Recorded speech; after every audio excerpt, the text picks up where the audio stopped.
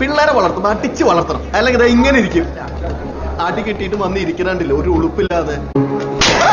നീ ആളെ എന്താ പറഞ്ഞതല്ലേ? ആ പറഞ്ഞ കേട്ടില്ല ചേട്ടാ. അവൻ പറഞ്ഞത് എന്താണ് തെറ്റ്? അവനവന്റെ കാര്യം നോക്കിയാ പോലെ. അങ്ങനെയാണെങ്കിൽ എന്ത് പറഞ്ഞോടാ? അപ്പൊ വേണ്ട. എടാ എന്റെ മകനെ തല നിനക്കെന്താ യോഗ്യത? എടാ നിന്റെ കാര്യം ആലോചിച്ച് ആദ്യം പിടിച്ചിട്ടാണ് അപ്പൊ നേരത്തെ അങ്ങ് പോയത്, അറിയോ? എന്നിട്ട് അപ്പന്റെ ഒരു കടമുറി ഞാനാ നടക്കുന്നത്, അതുകൊണ്ട് നീ ഇപ്പൊ ജീവിക്കുന്നു. എന്നിട്ട് അവന്റെ കഴിവിന്റെ കഥ ഉണ്ടാക്കാൻ നടക്കുന്നു.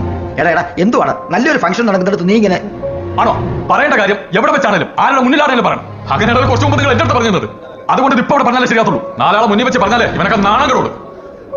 എടാ ജോലി കൂലിയില്ലാതെ തെക്കോടെ തെണ്ടി നടക്കുന്ന ഇവന് വേണ്ടി വക്കാലത്ത് പറയുന്നത് നാണില്ലേ? നിനക്ക് എത്ര വയസ്സാടാ? നിന്റെ പൈസ പറയടാ. 26.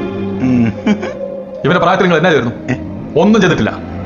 പിന്നെ നാണക്കേടിന്റെ കാര്യം, പാതിരാത്രി അയൽ വീട്ടിലെ പെണ്ണിന്റെ വീട്ടിലെ കോഴിക്കോട്ട് നിന്ന് നാട്ടുകാർ പിടിച്ചു കിട്ടിയപ്പോ അന്ന് നമ്മുടെ അപ്പ അനുഭവിച്ച നാണക്കേടിന്റെ 1000-ലൊന്നും ഇവൻ കാരണം ഞാൻ അനുഭവിച്ചിട്ടില്ല.